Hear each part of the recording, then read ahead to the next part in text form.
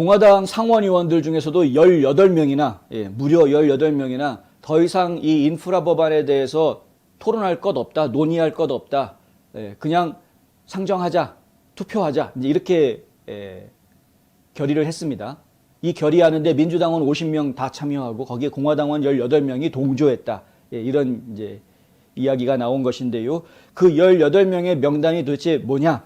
저희 정확한 명단은 뉴스앤포스트 기사에 저희 뉴스 브리핑 끝나고 나서 대략 한 1시간 정도 뒤에 보시면은 저희 newsandpost.com 웹사이트에서 기사를 보실 수 있을 텐데요. 그 기사에 18명의 명단 다 공개하겠습니다. 일단 불러드리자면 미주리주의 로이 블런트 의원도 들어가 있고요. 리차드 버, 노스캐롤라이나입니다. 그다음에 빌 캐서디, 빌 캐서디는 뭐 원래 그랬으니까 제가 그렇지만 셸리 무어 카피토, 수잔 콜린스, 케빈 크래머, 존 헤븐, 미치 맥코넬, 리사 머커스키, 랍 포트맨, 짐 리쉬, 밋 롬니, 그다음에 톰 텔리스, 뎁 피셔, 존 코닌, 텍사스주 의원인데 이분도 찬성을 했네요. 라저 위커, 그리고 댄 설리번, 마이크 크래퍼, 이렇게 18명입니다. 근데 이름 들어보셔서 아시겠지만 뭐 전형적인 라이노 의원들은 다 찬성을 한 상황이기는 하고, 그리고 이제 여기에 라이노 의원이라고 생각하지 않았던 의원들도 여러 명이 포함이 되어 있는 그런 모습을 좀 볼 수 있습니다. 뭐 많은 수는 아니지만 여러 명이 좀 포함되어 있고요. 그리고 이제 위커 의원 같은 경우, 이 위커 의원, 라저 위커 의원은 미시시피 의원인데요. 법안 통과에서 원래 처음에는 반대했었는데 이 법안이 통과되는 거 반대다라고 이야기했던 분인데 어제 이 토론 종결 투표에서는 찬성표를 던졌습니다. 그것은 저희가 볼 때는 이게 진짜 이 법을 통과시키겠다라는 의미인 것인지 아니면은 그냥 투표하자, 난 반대표 던질 거야 라는 생각인지 혼란스럽게 만들었는데, 근데 본인이 이런 말을 한 적이 있습니다. 지금 논의 중인 법안은 완벽한 것과는 거리가 멀다. 만약 나 혼자 펜을 들고 있다면 굉장히 많은 것들을 고쳤을 것이다.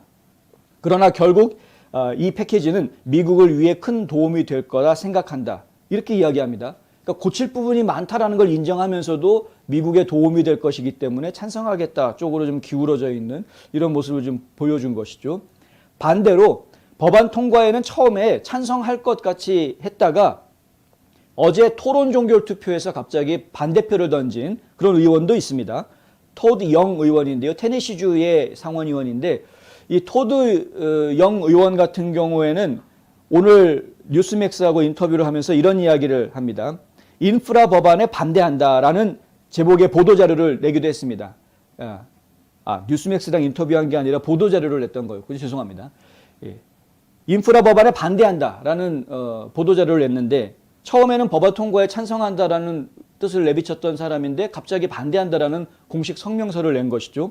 지난 몇 달 동안 나는 부서져가는 도로와 교량에 대한 중요한 자금을 제공하고 광대역, 항만, 공항과 같은 분야에서 장기적인 긍정적 결과를 도출하려는 목표에 투자하기 위해 동료들과 초당적인 인프라 법안을 마련하고자 부지런히 일해왔다.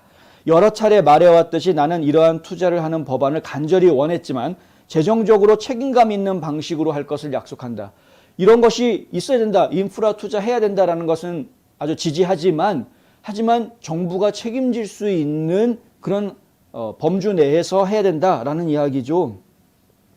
의회 예산국이 현재 구성된 이 법안의 재정적 영향을 검토했음에도 솔직히 이 버전에 포함된 여러 민주당 우선순위들에 대해 여전히 불편함을 느낀다면 나는 아니오에 투표할 것이다. 민주당 쪽에서 생각하는 우선순위에 있는 지출 비용들이 많이 포함이 되어져 있다라는 이야기입니다.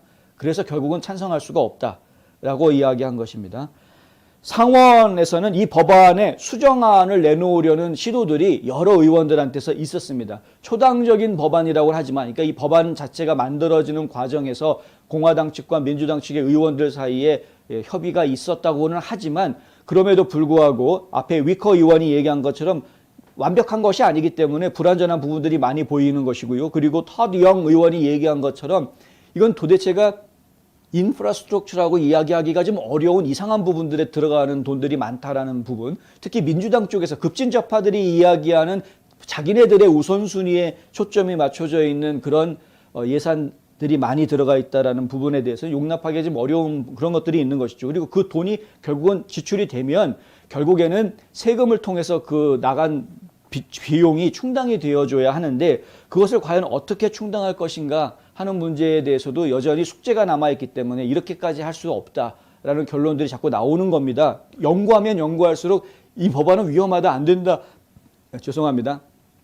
이 법안은 위험하다, 안 된다 쪽으로 결론이 갈 수밖에 없는 거죠. 연구하면 연구할수록 그렇게 나옵니다, 사실. 그런데 그럼에도 불구하고 상당수의 공화당 상원의원들이 그렇다라는 걸 알고는 있지만 인지는 하고 있지만 어쨌든 지난 오바마 때도 그렇고 트럼프 때도 그렇고 계속해서 인프라를 갖다가 개보수를 해야 되는 그런 필요성은 있음에도 불구하고 이런 정치적인 싸움 때문에 셈법 때문에 결국 하지 못한 그런 상황이었으니 이번에는 그래도 이것만큼은 초당적으로 통과를 좀 시키자라고 지금 뜻을 모으고 있는 것이 아니냐 이제 이렇게 저희가 이해할 수 있는 부분이고요. 이해를 한다면 그럼에도 불구하고 트럼프 대통령은 반대한다라고 분명하게 또 오늘 성명을 내긴 했습니다. 그 이야기는 좀 이따 다시 전해드리도록 하겠습니다.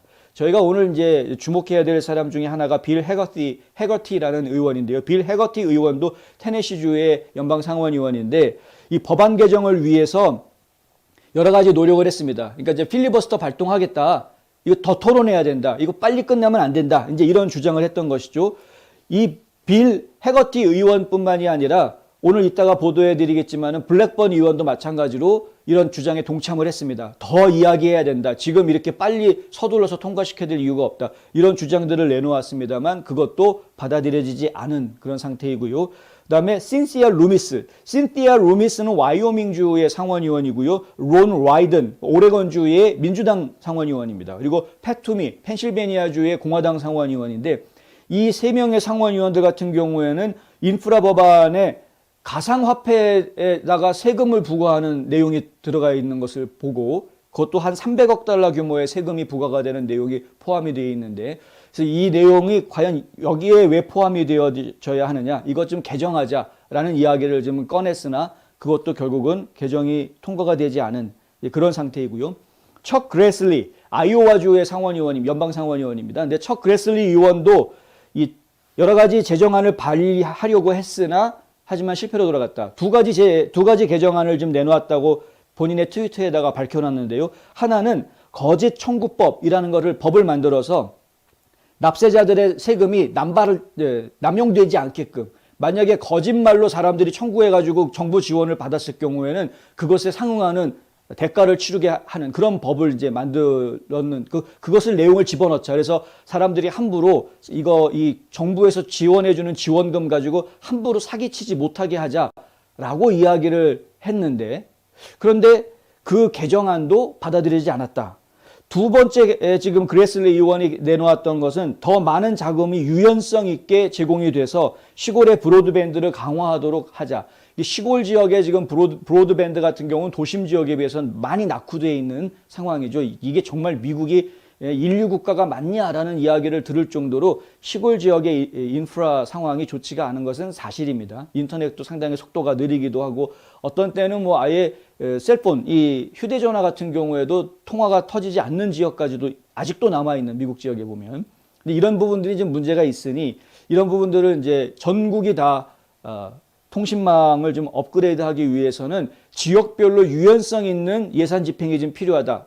일괄적으로 처리했다가는 정작 필요한 곳에 충분한 돈이 가지 못하는 상황이 발생할 수도 있다 해서 그것에 대한 개정안을 내놓았는데 그것도 역시 통과가 되지 못했습니다. 그레슬리 의원이 한 이야기가 뭐냐면 우리는 목요일, 토요일 그리고 일요일까지 하루 종일 시간을 허비했다. 많은 개정안에 대해서 투표하기에 충분한 시간이 없음에도 불구하고 아무런 성과도 거두지 못한 채 이 3일의 시간을 그냥 허비했다.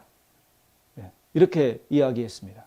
그러니까 결국에는 상원의원들이 지금 이제 초당적 아니다라고 해가지고 내놓은 것에 대해서 문제점들을 제기하고 수정을 하려고 했으나 그 수정안이 제대로 받아들여지지 않고 그냥 급하게 자 이제 더 이상 토론하지 말자. 그 토론 종료하자라는 것을 투표를 한 겁니다. 더 이상 이 초당적 인프라 법안에 대해서 더 이상 토론하지 말고 이제 그냥 본 투표를 하자라는 것을 투표한 겁니다. 그래서 결국은 68대 29로 통과가 됐다. 아마 빠르면은 그래서 오늘 밤에도 자, 투표합시다. 모이쇼 해가지고 투표합시다 해가지고 바로 투표에 들어갈 수도 있는 그런 상황이다. 이렇게 되면은 내일 아침에는 이게 통과됐다라는 소식이 나올 수도 있는 아마 그렇게 될 가능성이 지금으로서는 상당히 큽니다. 일전에 앞서서 보도해드렸던 대로 민주당이 지금 기다리고 있는 것은 이게 통과가 되면 곧 이어서 곧바로 3조 5천억 달러의 지금 아메리칸 패밀리스 플랜 이걸 지금 목표로 하고 있는 것이죠. 아메리칸 패밀리스 플랜은 공화당이 동의해주지 않아도 그냥 예산 조정 방식으로 그냥 지출 법안으로 해가지고 통과시켜 버리려고 하는 단순 과반수로 통과시킬 수 있기 때문에 그렇게 하려고 하는 겁니다. 근데 그거를 먼저 해버리면은 그러면은 공화당이 이 초당적 법안 통과시키는 걸 안 도와줄까봐 미리 이걸 초당적 법안을 먼저 통과시켜 놓고 그걸 하려고 지금 이미 일정표 계획을 다 세워놓고 있는 그런 상황이죠. 상당히 좀 심각한 문제다. 이 문제에 대해서는 좀 이따가 다시 한번 설명드리겠습니다.